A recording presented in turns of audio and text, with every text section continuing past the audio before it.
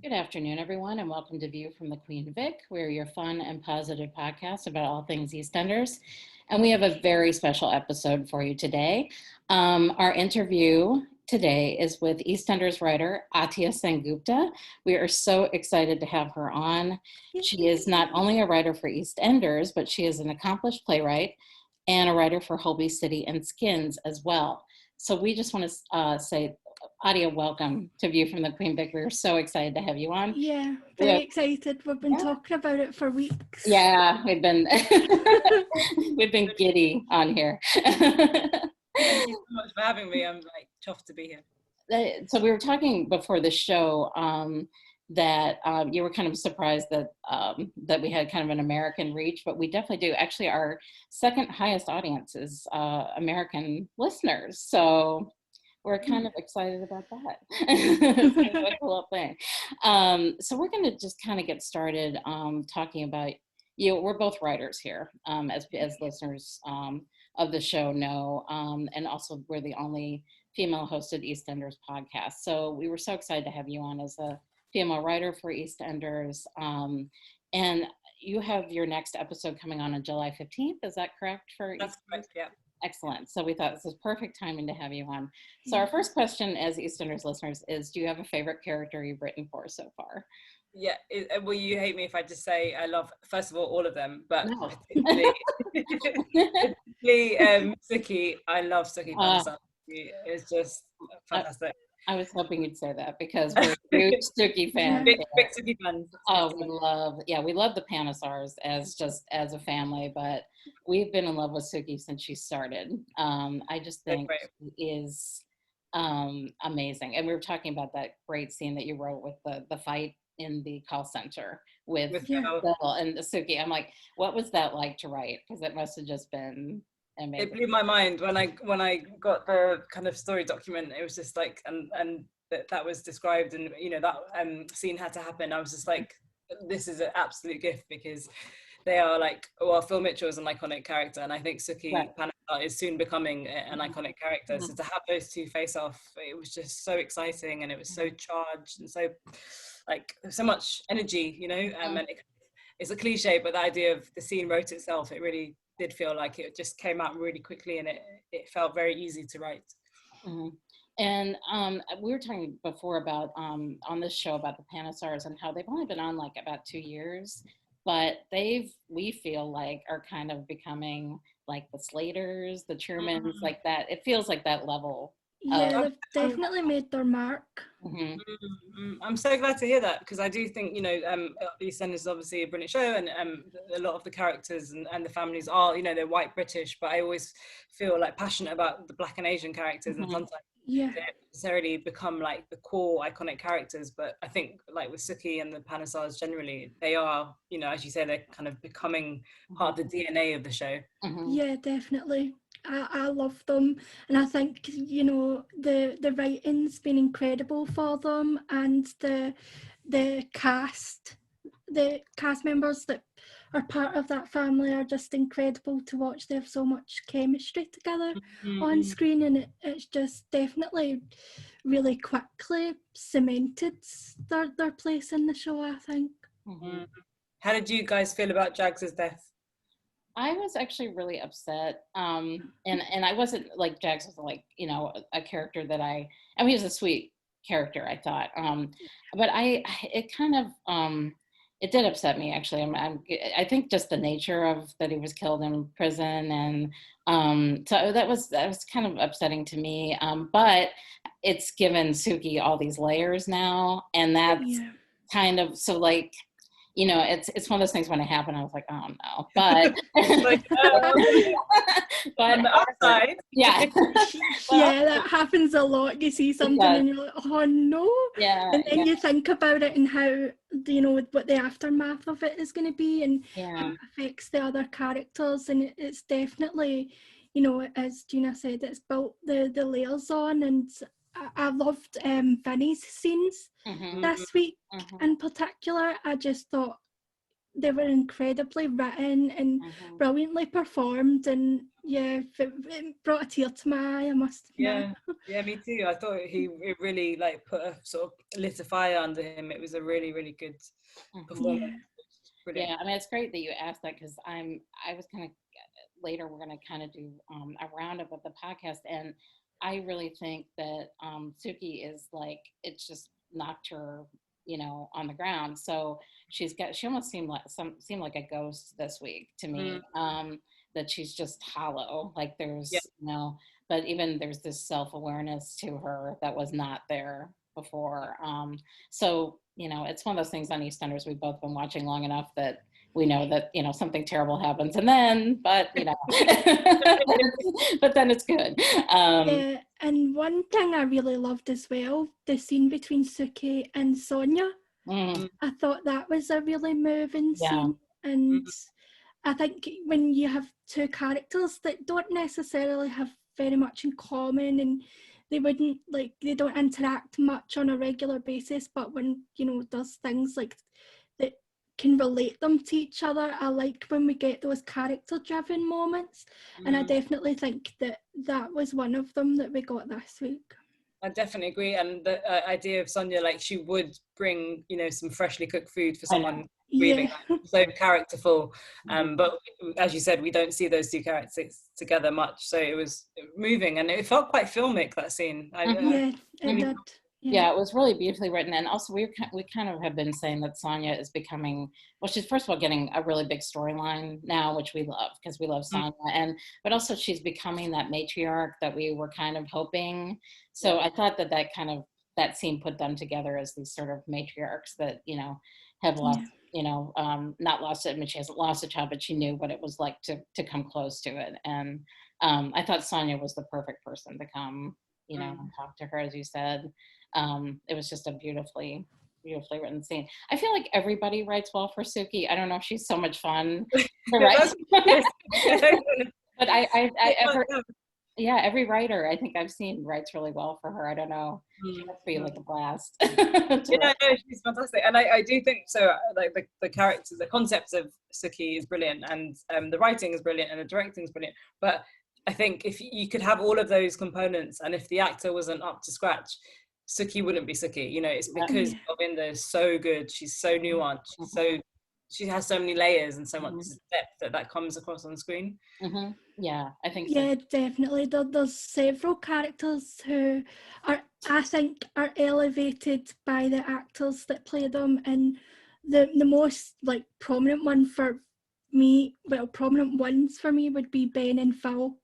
I just love, especially like Max Bowden, who recently took over the role of Ben. I really think he's come on and just gave Ben so much more depth and so many more layers, and he's just incredible to watch. I mean, I've always been a fan of that character, but when Max came on, it just literally made me fall in love with that character. It's definitely interesting obviously, because EastEnders has been on the air for over 30 years, and there's been several recasts of characters over the years, and it's just really interesting when, you know, one actor comes on and their interpretation of it is different to the previous one. And I just thought that as soon as Max came on, he had me sold straight away, like really believable in terms of his scenes with Steve as well. I love Ben, and I think he's another actor who plays so much like depth. You know, there's so much subtext, and he can say one line and then be looking a different way, and you know exactly how he's feeling. You know exactly where his head's at. Brilliant. Yeah, there's just characters like that where, you know, they kind of have this sort of villainous side, but then they have the softer side, and it's really hard. They're the harder characters, I think, to write for, and sometimes not everybody gets them, you know. And so it's interesting, you know, how different writers approach, you know, there are many layers, you know, as opposed to somebody who, like Sonia, who she does have layers, but she is more kind of a nicer, straight. She is nicer. Yeah. She's the non-villain of the of the show. Yeah, I think last week. Sorry, Yeah. go on. Sorry, I think last week I referred to her as the only sane person on that square. Yeah, she's one of the few. She's yeah, yeah. There's a lot of crazy, crazy and villainous characters too.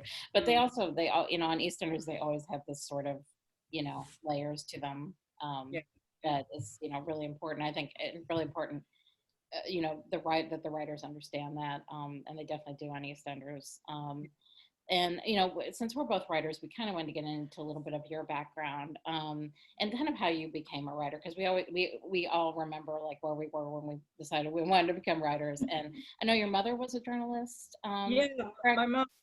Yeah, my mum is a journalist and writes other things as well. She writes some drama and poetry, and I've grown up in a very literary household. So it's interesting you mentioned this idea of like knowing when you wanted to become a writer, but I don't feel like I had that moment because I guess it was kind of always in the air. It was something we always talked about. She would always like read different books to me and like encourage me to think in a literary way and get me to see plays and you know, like get me to interrogate, you know, like all of the sort of interesting themes in pieces of theatre and film and stuff. So yeah, I guess my development as a writer came like when I was like 14, 15, and I joined my local youth theatre. So it was based at Hampstead Theatre, and we had a youth company called the Heat and Light Company. And it was back in the good old days where we had lots of money, and the guy who ran it said, I think he spoke to my drama teacher and said, look, I've got loads of money, I don't know what to do with it, like we want to do some kind of theatre company for young people. So my drama teacher at school said, okay, I've got the kids, you've got the money, we'll put them together and see what happens. So like a whole load of us came into this Hampstead Theatre, and we sort of created this brilliant company where we had the money to put on semi-professional plays, and we wrote and directed and acted in them. And it was a really great time. Wow. So I think from that time I was kind of writing short plays, and then when I was 17 I was commissioned by Hampstead Theatre, the literary department at Hampstead Theatre, to write my first play. That was my next question, is that you were your first play produced at the age of 21, and how that came about. But that makes perfect sense that you already were sort of involved with this theater company. But I think like that's kind of a big thing with how your parents raise you is, in my case anyway, that having a literary background and having parents that really care about literature and writing and that encourage you is like a huge thing. Because a lot of times she'll say, I want to be a writer, and you know, other people's parents are not down with it so much, you know. Right. And that's so damaging if someone says, I want to be a writer or anything, and someone, you know, close to you laughs in your face and says, oh, that will never happen. You know, you then withdraw into yourself. And yeah, there seems to be this opinion that these jobs are unattainable, or that they're not real jobs. But I definitely think the arts is a very special industry to be a part of. I mean, the reason I love television so much in general is because I've got cerebral palsy, and it affects my life obviously daily, and TV for me has always been an escape. And you know, I've learned a lot from watching several TV shows, and it inspired me to go into learning creative writing. I'm doing a degree right now in English literature and creative writing, so, and it's definitely down to TV and theatre and films. I mean, without them, I think I would have had a harder time growing up, to be honest. Yeah. So. Did your parents encourage you, Marita, at all? Were they like pretty encouraging, or? Yeah, my parents are encouraging of it, definitely, but there's no background in it in my family, like from my parents. They're not writers or anything like that, so I seem to be just inspired out of nowhere. Very cool. That's very cool. So we want to ask you too, because you're an accomplished playwright. So what kind of do you enjoy writing for television versus plays? Is there sort of, you know, kind of drawbacks and bonuses to both, or kind of what would be your feeling on that? That's a good question. There are huge differences in both mediums. I would say, like TV is very fast paced. You have tight turnaround, tight deadlines. Theatre, you can like have let's say the deadline is like Monday, you can get it in like 2 months down the line. Like there's it's very relaxed and fluid, whereas like TV is quite kind of fast paced. But I guess that's one difference. Another difference is obviously theatre has that kind of the audience, I guess now with COVID, you can't say that because a lot of theatre has moved online. So, it's changed the very nature of theatre. But pre-COVID, there was that sense of sitting in a room and being with other people and breathing the same air as them. What else? Obviously the scripts are formatted in very different ways. But essentially, apart from those differences, I think the drama is drama, right? Drama is conflict. Yeah. Drama is one character wanting something and another character stopping them from getting that. That's Aaron Sorkin, who I love. He always says that as a teaching guide to writers. But so I guess if you can write good drama in theatre, you can write good drama in TV and film. It's essentially the same thing. How do you both feel about that? I think it's true, because I've written screenplays as well, but I do think the bigger challenge now would be probably writing in bubbles, like, because we talk about it all the time on EastEnders, that because certain characters probably can't be with each other, like Ben with the Beals, that's like a kind of obvious thing for us now, but they can't because Jillian is over 60. I'm sure there's rules about how they're bubbling, so I would think that would have to be like the bigger challenge now. I mean, that would be the challenge I would see for myself, is that characters I would naturally put together now can't be together, so I would think that would be a challenge for sure.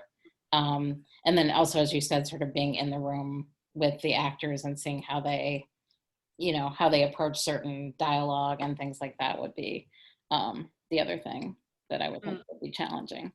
But yeah, that would be, that's the one thing I noticed on EastEnders, is just, I know they're, that they have to bubble, and so there's nothing you can do about that, COVID is COVID, so it's just like, it's just the way it is. But I also think it's brought about some really interesting relationships that we might not have seen otherwise. Who do you think is the most interesting combination of? I would have never put Gina and Sharon together, as a friendship, but their friendship to me is really interesting. Gray and Shirley was a really Gray and Shirley was unexpected. I was surprised. But I thought it worked really well. So that there's been a lot of unusual kind of pairings that I've seen, like Mila and Kathy. Seems sort of like a little random, but it's not. Actually, it works really well. It works really well. It works really well. So I really like that dynamic as well. My favourite thing that's happened in the last year and a half in EastEnders is the pairing of Kat and Phil. I absolutely love them together. We love Fat. We're huge. What are you thinking of that? Oh my gosh. That's the ship name. Our ship name. We didn't come up with it, but we're using it. But you're going with it. Our ship name for Chelsea and Gray is Cray, which we think is very appropriate. Right, that's pretty cool. And I think we came up with that, so we're going. We just came up with it. So exactly.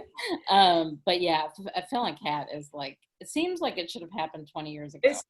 It's so random, but it feels right when you see it together. And it comes back to chemistry, I think. The two actors are so good together, and it's just they're great. And during like social distance filming as well, like introducing like characters as a couple would be, I imagine, a lot more difficult in terms of the writing as well. And I think it's been done really well with Kat and Phil, and I instantly took to them straight away. I just thought, I did think, why has this actually never happened before? I know.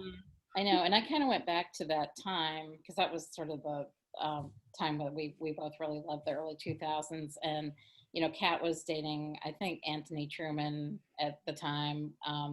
When she came on the square, and then I think Phil was dating Lisa, so they were always kind of dating other people, and then they were both enemies for years, but that's always like the best relationship. So yeah, that's how it always starts. Yeah. Yeah, Eastenders was like enemies to lovers. We love that. Yeah, that's my favorite trope. Yeah. I love it. Yeah. So, is there a character that you have, like on EastEnders, that you'd love to write for that you haven't written for yet? Is that? That is a good question. I love Shirley. I think Shirley is a fantastic underused character. Not underused, but I think like, at the moment, like I'd love to see more from her. And she's just, she again, it comes back to the acting as well as the writing. Like she's just so, she's powerful and forceful, but there's that vulnerability underneath, and you feel for her, and you want to find out more. So I think Shirley. Yeah, I was that's a great, I'm glad you picked her, because I think it's true that she is, I was kind of hoping that she and Rocky would get together, Terry would get together. I think Kathy's won that one. For now, but we don't for know. now, yeah. Not that I know anything. I'm just. No, I know. But we don't know. It is like they've been in a love triangle before, unbeknownst to Shirley, but. And I thought Rocky and Shirley, those scenes with them in the pub were like so brilliant. Did you see them? They were hilarious, and they were singing the Proclaimers, so I enjoyed that. I was like, there you go, Scottish party anthem. Those were my favorite scenes of the week. I think that week we love them, but yeah, she does show her soft side when she's like flirting, and otherwise she's just, and you could tell she's upset, like from this week about Kathy, and Terry being like obviously pretty much a thing now, but she's trying to hide it and be like tough Shirley, and so I love that. But she's always kind of cast in the woman who doesn't quite get the man. Even with Phil, like she has that heartbreaking line where she would say to him, like, "I know I'm not Kathy, and I know I'm not Sharon," which is like heartbreaking, that she feels like kind of always second best. Inadequate in a way. Yeah, she deserves to be first for someone, so hopefully Mr. Right is around the corner. Somebody where she doesn't have to compete with Kathy, for goodness sake. That's just not fair. So and we wanted to know if you were a big fan of EastEnders before you started writing. It seems like you were, because we could definitely tell. But unfortunately I can't claim the same kind of knowledge that you do, because you watched it from 1985, right? From the first episode. So, to my, like, in my defense, I was born in 1988. Well, so I was born in 86, so I've got that excuse as well. So I guess my introduction to EastEnders would be like 90s EastEnders. That's when I was same as you, Marita, just like watching it, and it would be on like after school. You just you'd come back and have your I used to get so excited about watching it.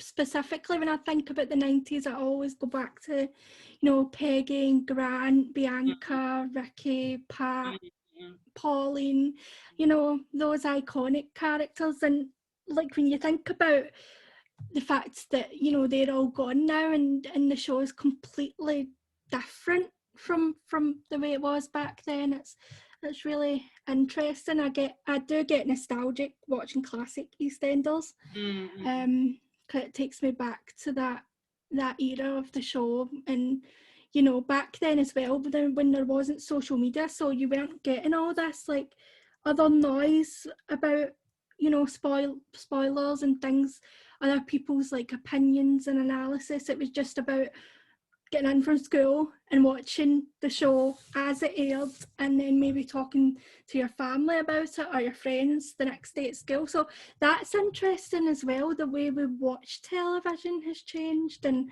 I definitely think it plays a part in how different it is as well. Do you think it was better before, when there wasn't social media? As a viewer, I definitely enjoyed watching it more, in terms of like, because maybe it's because I'm part of, you know, the Twitter fandom, and I see a lot of things online, and there's so many different views on things, and while that's a good thing, there's also like negative connotations to that as well. But I must admit, it's not just with EastEnders, it's with all the soaps, all the TV dramas that I watched, and like, 'cause I'm a big Buffy and Dawson's fan as well. Okay, yeah. It's just that whole like coming in from school and watching it, and like not watching it and looking at your phone at the same time, or you know, that aspect of it. It's that thing of not being distracted. You're just watching Yeah. half an hour, 20 minutes of just pure EastEnders, and I think too, like for me, because I've really only kind of been involved in the social media part of EastEnders for the last couple of years. Before that, I just watched it and talked about it with my friends or whatever. And I do think people, there's a tendency to like jump on spoilers and go by what the spoilers say, and often it's very, most of the time, very exaggerated, and it doesn't go exactly where you think it's going to go. So I think there was that sort of watching something as it's actually happening rather than what you think is going to happen.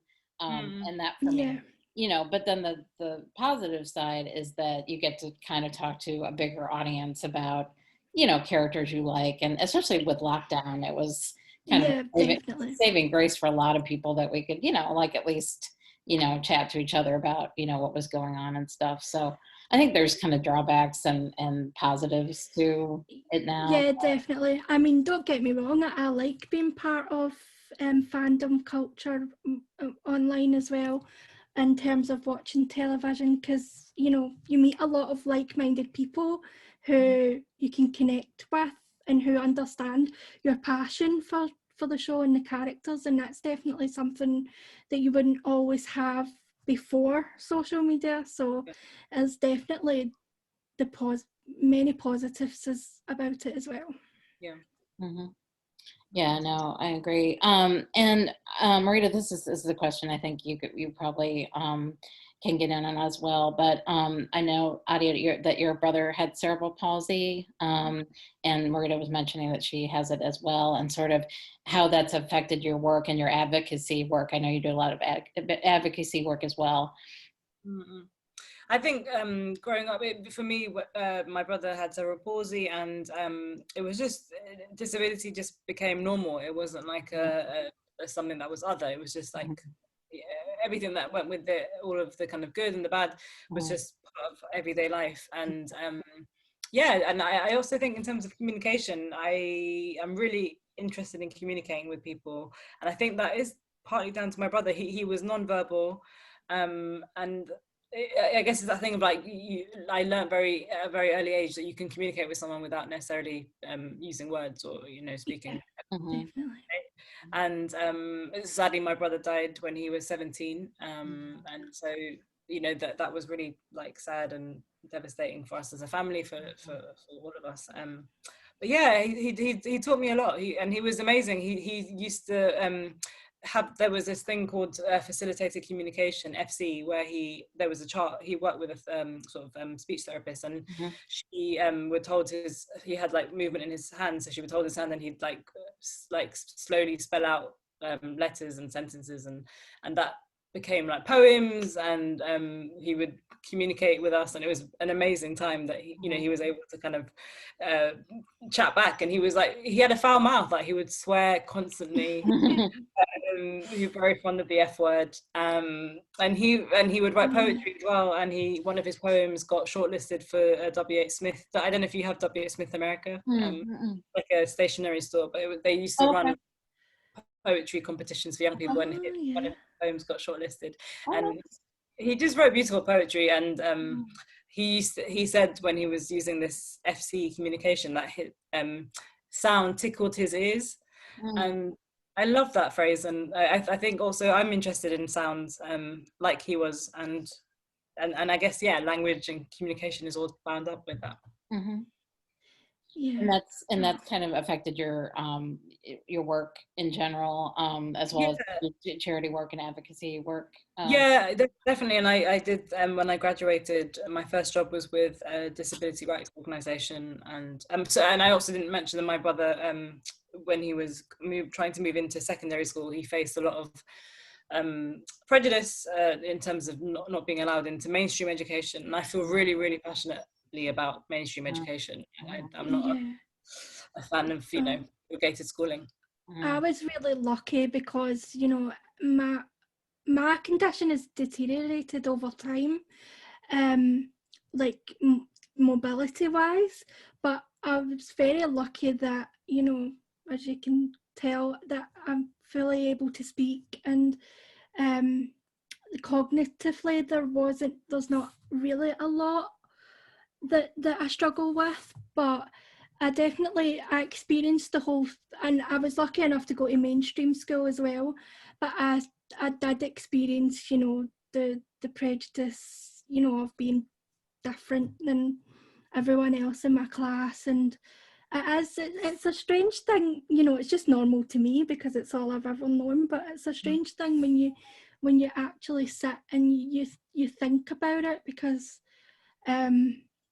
obviously kids don't, like, they're not, obviously they've got a lot of growing up to do, a lot of maturing to do, and they just don't understand things. But it's when you get grown adults who have certain views and opinions, I think that's where I get a bit confused about prejudice against, I mean, any prejudice, not just against disability, I mean any minority. I just think that it's definitely important for TV and film and things like that to be representing those minorities and highlighting those issues, especially on soaps, because they reach millions of people and it opens up conversation in a way that I don't think politicians could ever dream of being able to reach people in the same way that soap operas do. So I definitely, like, when I think about, you know, I said I watched EastEnders in the 90s, and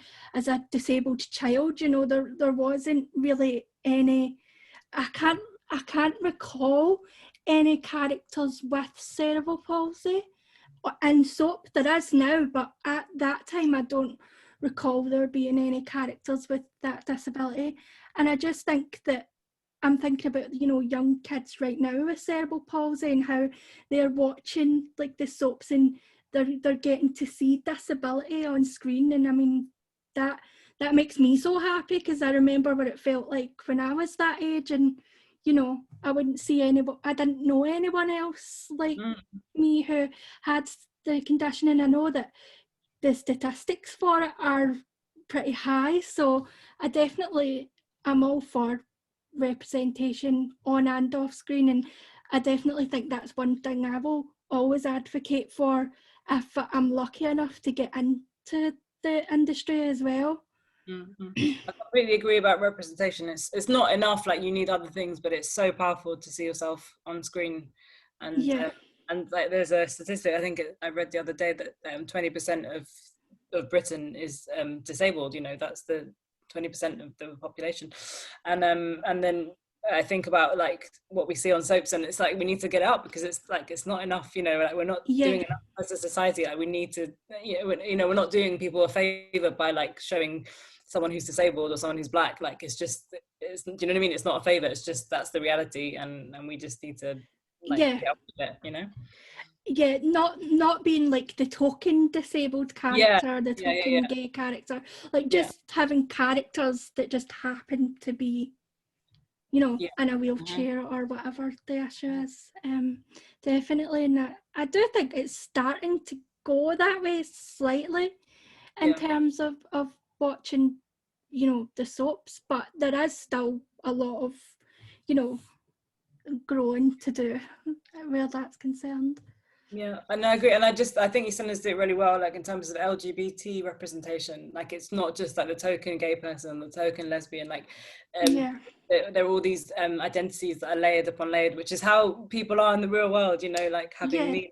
And Ikra, it's just like an Ash, you know, all of that is really interesting and rich, and you know, definitely is brilliant. Yeah, and especially EastEnders, I think that's one thing that I think we've always loved about it, is it is really good about, you know, sort of issue-based storylines, representation. Like we were just talking about Mila's storyline, that we don't think there's been a FGM storyline ever in soap. And I've only seen it maybe on one drama. I think Call the Midwife had an episode where they talked about it. But I thought I knew quite a bit about it because it was kind of a hot topic here in the 90s in the States, because it was actually legal until like 96. Oh, wow. And is actually still legal in like a handful of states here, which is, I did not know. I know that. You know, and so it made me look up like how many women it affects. And so we read the statistics out, you know, on the show one week to just, I mean, this is like not a small issue. It is a large issue that affects, you know, millions and millions of women. And I just think it's really important that EastEnders keeps doing that. Even, you know, with Frankie as a character, you know, she's a character, but there's so much to her. You know, she's part of the Carters. She has a full life. She's, you know, she's one of our favorites. She's very funny. She's sarcastic. You know, so you know, I just love that, and also that she's got Zach sort of after her, and it's just a great. You know, there's like no you know, there's no. Yeah, it's shown the humanity underneath. You know, the fact that, you know, may have differences on the outside, but you know, inside we're all the same. And it's definitely. I commend these EastEnders for their issue-based storylines and their representation, definitely. Yeah, I noticed the BBC too was hiring disabled writers recently. I noticed that they were doing that, and one member of the deaf community wrote a recent episode of EastEnders, and there were little touches that you noticed with Ben. That I didn't even notice until some members of the deaf community online pointed out that they were things that only somebody in the deaf community would really notice. So I just think those little touches are really important too. So it's just great that they have, you know, that they're reaching out in that way. So since we're both writers, we have a question about writer's block and how you overcome it. Oh my gosh, I'm dreading this question. This is how to solve writer's block. Okay, go. how you deal with it, I guess. That's a good question. How do I deal with writer's block? Well, so someone I once worked with who I really admire and respect, she said that there's no such thing as writer's block, that writer's block is just an issue of confidence. If you say you have writer's block, it's just because you're not feeling confident about the thing that you're not writing. And that always stays with me. I found that really, really powerful. I don't always apply it, but I think it's very wise. And I guess it's such a cliche, but I guess the thing to do is just to write, like tied into another sort of writing mantra. There's a guy called Paul Abbott who wrote Shameless. He created Shameless. Oh, I love Shameless. Yeah, brilliant. So good. Yeah. And his advice to writing students or to writers is that writing is rewriting. Again, it sounds quite simplistic and quite simple, but it's so true. And you know, don't ever expect to write a perfect first draft, or, you know, to get it right. Writing can always be made better. You know, you have to have time with it. You have to think about it. You have to digest things. You have to, you know, go back to things. Sometimes you might write something and leave it for a week, and when you come back, it's completely different to how you remembered it the first time. You know. So I think it is just about getting on with it and not giving into that idea that you have writer's block, which is really hard to do. But yeah, it is. I mean, also I find like sometimes just to not think about something for an hour is the way to, you know, kind of jog your, you know, if you sort of focus on it too much, that's that way you become blocked too. So I was wondering if you felt the same way about it. Do you mean like doing something completely different, like going out? going for a walk or taking a shower, whatever. I find like as soon as I do that, something comes to me, depending on what it is, of course, a script is different than like coming up with a tagline or, something else. But I find that once I kind of release myself from, like obsessing about it, then it, kind of comes back to me. So, and to that end, like, we've got. Sorry, I was just going to say, Marita, what's your way of getting around writer's block? Yeah, definitely taking a step back from it and going and doing something else to take my mind off it, and then coming back to it. With anything that I do, I'm constantly reading over and over again, and I'm a person, like, even when I'm writing essays and things like that, I'm continuously editing it. So it's really just, I think my thing is stepping away from it, taking a break, and then going back to it. And if I'm still struggling, I'll maybe like work on something else and then come back to it again as well. So having those fresh set of eyes. Yeah, I mean, I think it's like we all tackle it, in different ways. But since we're writers, and I think we have writers definitely listening to the show, do you have any sort of advice or tips for aspiring screenwriters or playwrights? I think that's a tough question. I guess it is about having that like dogged belief and confidence in yourself, and that you want to write, and that you are prepared to kind of give it your all, because it is a difficult lifestyle. It's not like like, I don't know, like you're not an investment banker who's making like tons of money. Not that that's a measure of a good life, but maybe it is for some people.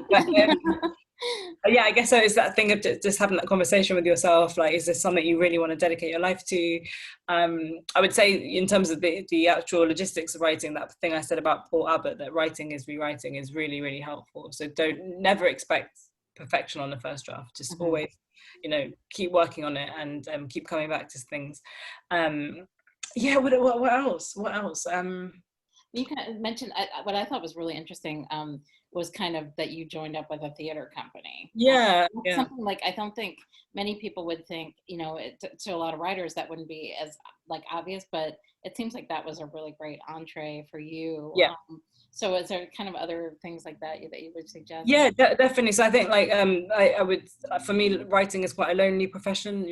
For a lot of the time you're just sitting on your own in your room, with a laptop, or how you write, and you're just thinking over things in your head by yourself. So I do love, as you can see, I love to talk. So the best times for me are like with Eastenders, going into the writers' conference rooms and like chatting with other writers and chatting with producers. I love that, that energy and that vibe. That's really that's what really draws me into the idea of being a TV writer, is the collaborativeness of it, like being in the writer's room. I've always, like, from a very young age, wanted to do that. So because it's like there is like a process. It goes from, is it storyliners to producers to writers? Is that how, like, the breakdown of how an episode is put together? Or am I getting that wrong? No, do you mean specifically in Eastenders, or just generally in TV? In Eastenders, Yeah, so there are the story team in Eastenders, and they produce brilliant stories, and then but the writers also feed into that, and it's kind of like a, I don't know what the word is, but I should know the word. I'm a writer. What's the word? I get that all the time. Collaborative process. Collaborative, yeah, and it's kind of like I'm doing this a lot with my hand, but I guess that thing of like everything feeds into everything else, and the story team will come up with a brilliant document, and then the writers will respond to that, and the producers will oversee the whole process. And then when you have writers' conferences, you have all of those people in a room, and they discuss and they chat and they interrogate and they sort of really stretch things and look at the mechanics of a story. Yeah, that sounds really interesting. I definitely would love to get there one day. Yeah. Eastenders is really friendly, and I've like so enjoyed my time there. Like, it's just, yeah, I think with TV is notoriously difficult to break into, and because there's such big budgets, it's like, there is time to fail. I think a lot of TV shows just expect writers to come in fully formed and perfect shape of that TV show, but it's impossible to be that. But I feel like with EastEnders under John Sen and Kate Oates, it feels very inclusive, and that sense that they know that people have to learn, and they could take you on that process, on that journey, and then the real sense of like encouragement and inclusiveness. That's good to hear. Yeah, it does seem the writers and the cast and just the whole crew are so supportive of each other, which is another reason that we love EastEnders, because it just feels like you all really have each other's back, which is a nice feeling. And that's the best way to produce a story. If you have people who are at each other's, sort of backs and sort of say, oh no, I've got a better idea. Like, you're not going to get a good story. Like, you need that collaborative energy, otherwise it's doomed. Right. And that's why I think some of the writers are the characters are so well written, because I feel like you guys do consult, with sort of where you think a character, is going. And like Suki, for example, I do think I can tell a lot of you love writing for Suki and probably talk about it, and so I'm getting excited just thinking about that. I know. It's just, I just, every time she's on screen, I just get so excited because I know that the writing is going to be great. I feel like it like sort of shows in the writing as well, like that people are excited to write for her, and so the dialogue is usually I'm a big fan of one-liners, so I definitely love like Kat's one-liners that she gets, and Ben especially. He's had some really good ones. I'm sorry to put you on the spot, but is there any one-liners recently that have like really struck you?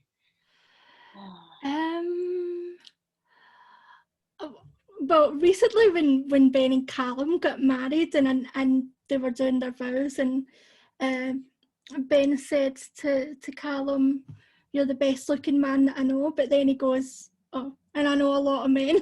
I'm like, so such a Ben line. So, I mean, because people fans have made like compilation videos on YouTube of his like funny one-liners, and back in 2019, before him and Callum got together, and he was always like teasing Callum, and when he worked in the funeral parlour, and he comes in and he goes, like, what is it, "Good morning, sir.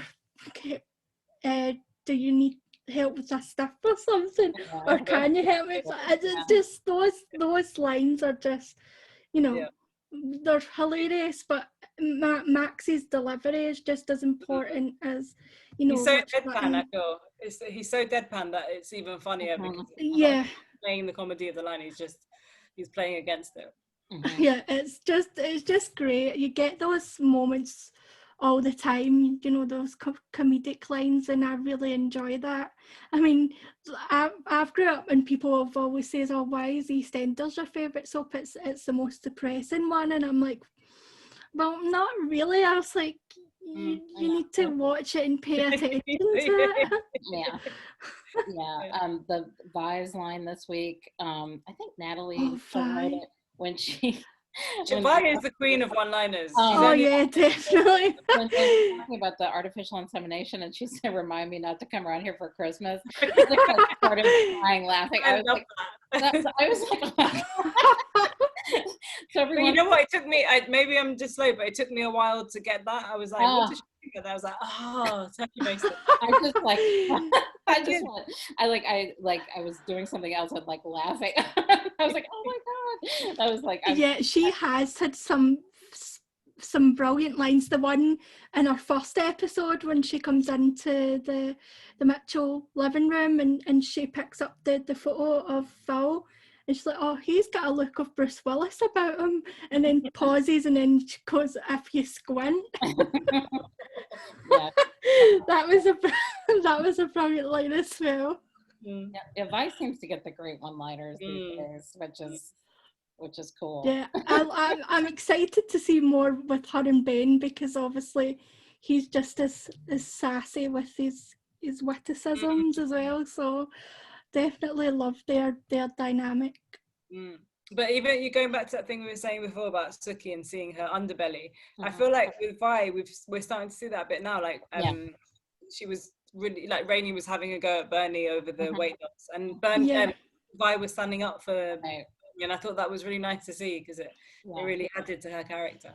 Yeah, definitely. It showed the layers starting to form. And when she had those scenes with Rainey about saying how Jono had kicked her out because she went to the wedding, I thought that was very telling as well. And she got emotional at the wedding, because I have seen like people on Twitter, you know, saying things about that character, and I'm thinking, well, you should maybe try and let her develop more first before you start saying, oh, she's whatever, don't like her, get her off or whatever.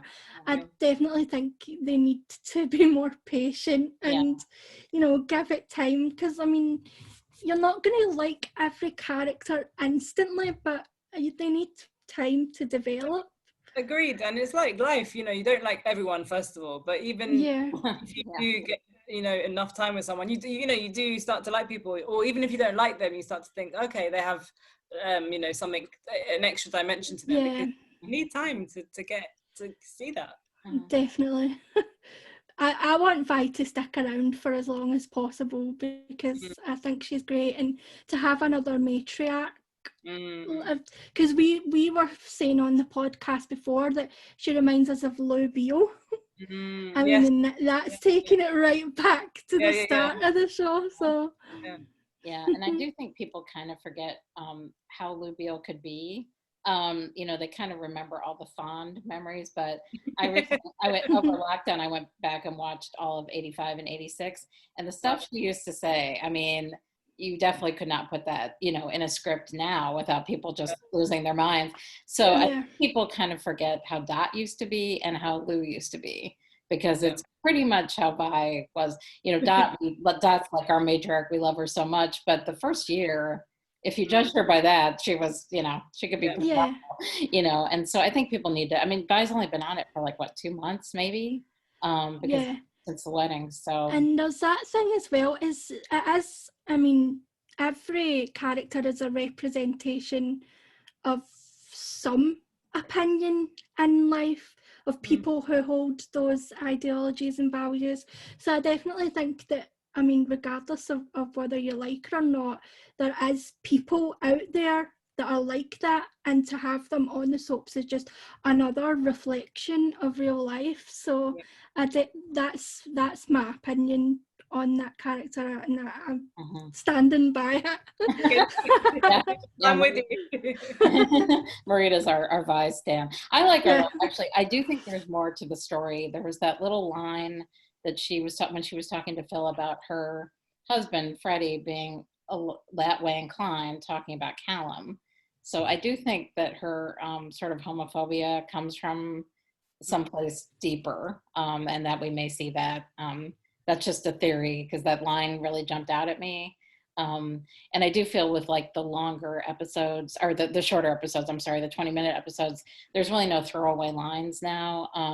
And so that could be an interesting story if they choose to, you know, go that route. So I just think I try to look at like why the characters are the way they are. And with Suki, I kind of feel like some people hate her and some people love her, but I'm like, how can you not love her? I just don't understand, you know?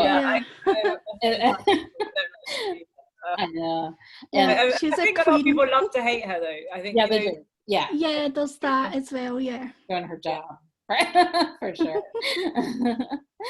Well, Suki and Kira.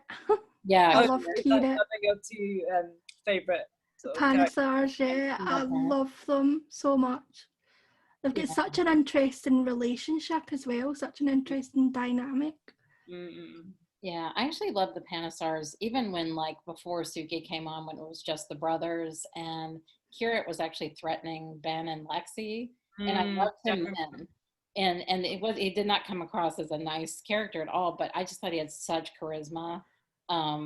Yeah. And it obviously, beautiful. Yeah, we like the bad. Yeah. Got lots of Yeah. We like the bad boys as well. I'm Yeah. always for the antagonistic characters, because then I think they're the more interesting ones.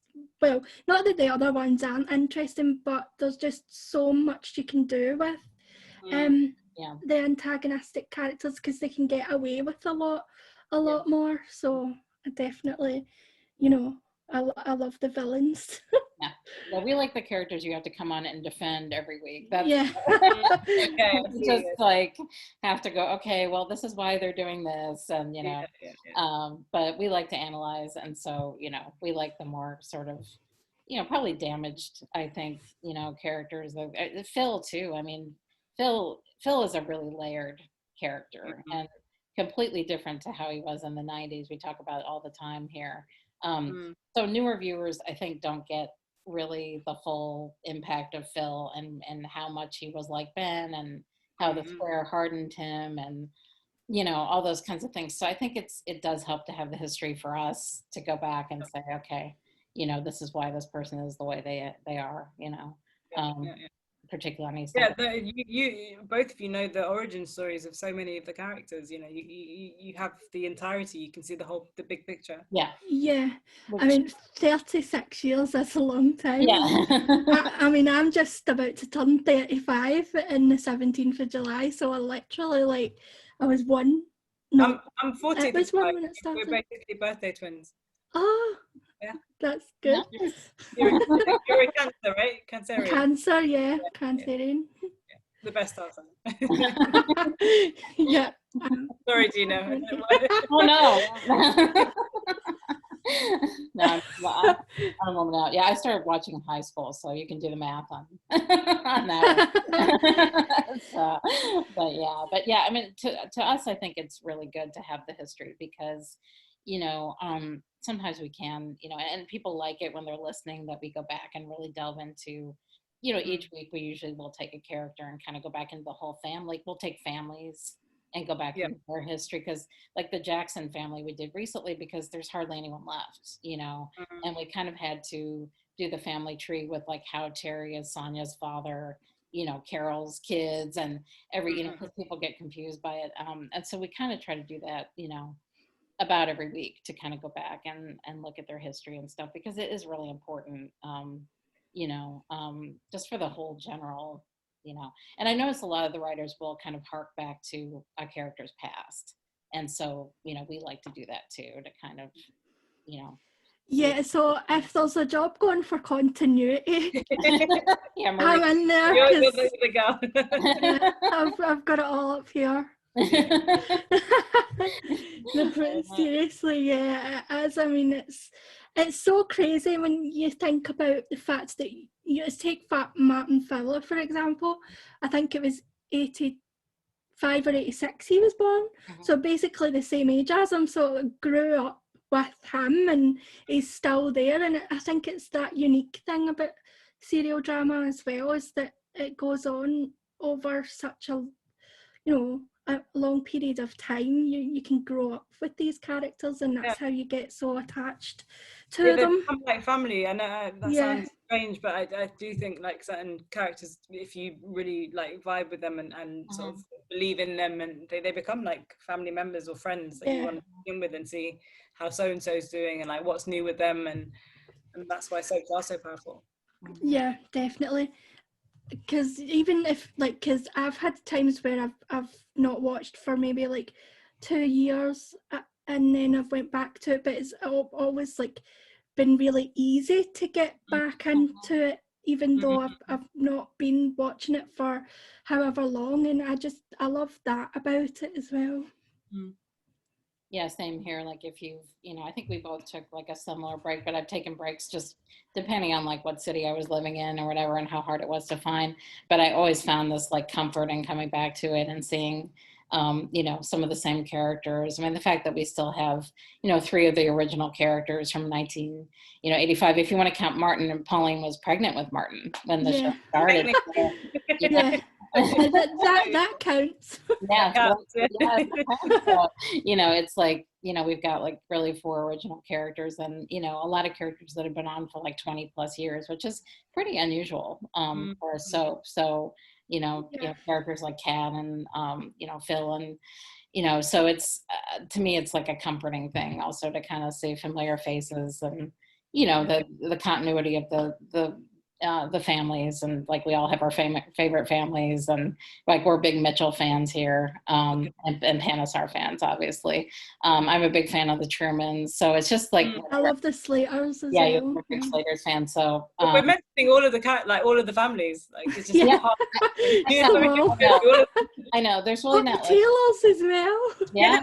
Oh my gosh, Taylors! I love the Taylors. Yes. I feel like they are just so fantastic. And, and I remember the media surrounding them when they first joined, and some of the headlines weren't very nice, and I was like, that's. And then you watch it, and like Karen's one of my favourite soap characters ever. Yeah, I agree. She's so magical, and she like. Yeah. I just feel like that family are just so like magical. They're magical. Mm-hmm. Definitely. So I wonder if we'll ever see Keanu again. Maybe not as long as Phil's on the show. If he wants to stay alive. Yeah, if he wants to stay alive. Yeah, we were saying we would love to see Louise back, and like some of the Mitchell women, and with the Keanu thing over for now, maybe they could come back. And we do that every week, like what characters we'd love to see back, and because the Mitchells are a little thin on the ground now, so much to their own doing, of course, but and we were talking about the younger generations last week as well, how I was saying how I can't wait till Lexi's a teenager, the trouble that Ben and Lola are likely to there's already trouble. She's so sassy, that young one. Exactly. The little girl that plays her is so good. Isabella, that's her name, isn't it? Yeah, she's just a chip off the Mitchell block, hasn't she? She's double Mitchell too, so it's Atiha, we would love to talk to you all afternoon, but we know we can't do that. But we so appreciate you coming on, and it's been an amazing chat. I think for aspiring writers as well as Eastenders fans, because you've had just such a fascinating career, at such a young age already. And especially to have a female writer on, that's a huge thing for us, as our show is all female hosted. So do you have any advice for female writers, or has there been any sort of barriers that you've experienced, or? I definitely, I think both my race and my gender is, unfortunately, I'm still seen through the prism of, race and gender. And I remember when I wrote my first play, it was with a brilliant playwright called Roy Williams, and he was basically mentoring me, and he wrote the first 10 minutes of a play, and then I wrote the last 10 minutes of the play.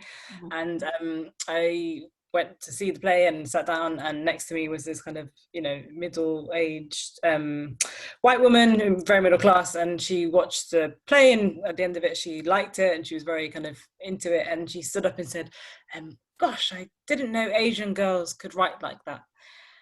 And it was like both a compliment and an insult in the same breath. Right, definitely. But it was just how Asian girls are supposed to write, like what, it just really exactly.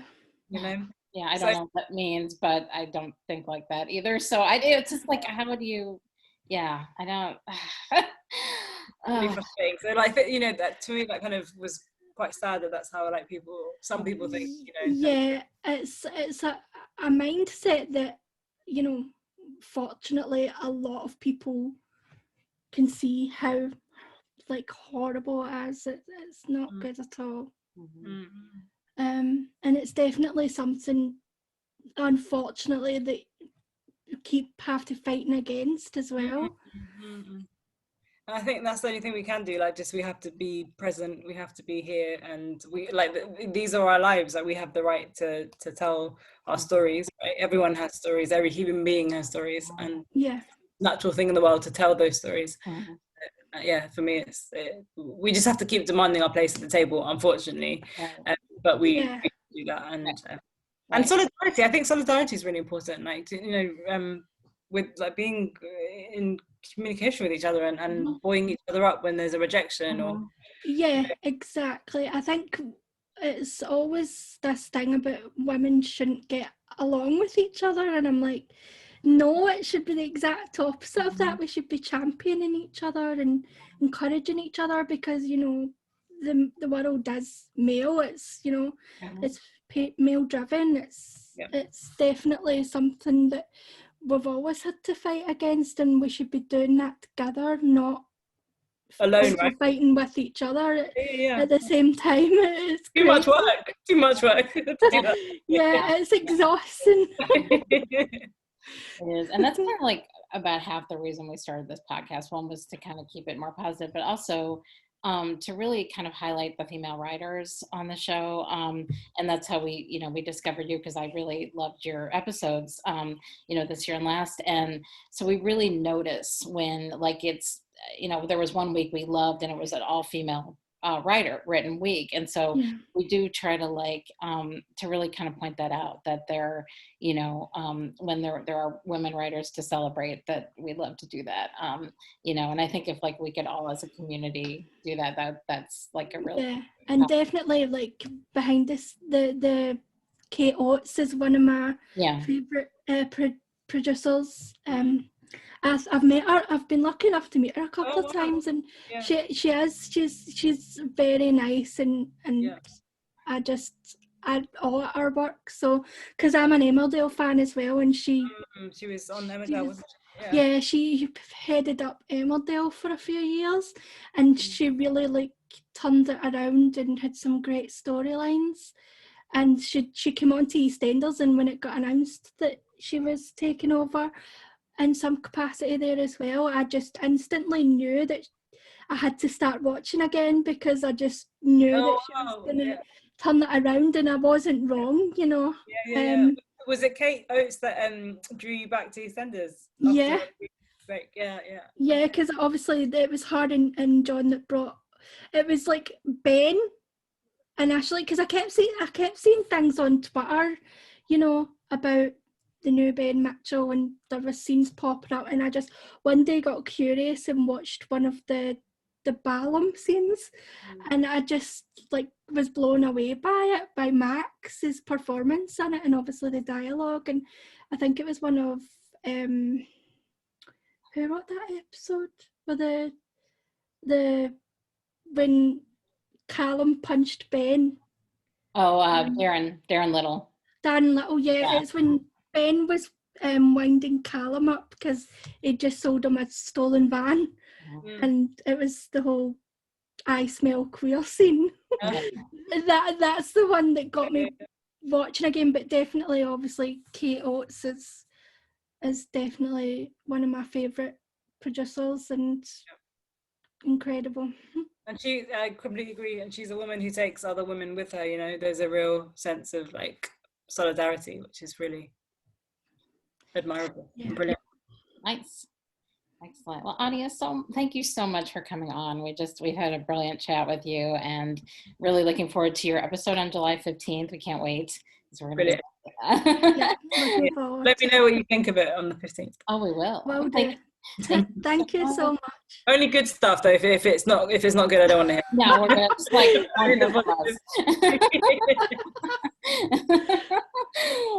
thank you so much. And we will, guys, we will be doing a roundup show after this one, but we will be posting this as soon as we can. And thank you so much to Atiha for coming on, and we will look forward to the July 15th episode. Bye for now, guys. Thank you. Bye. Bye.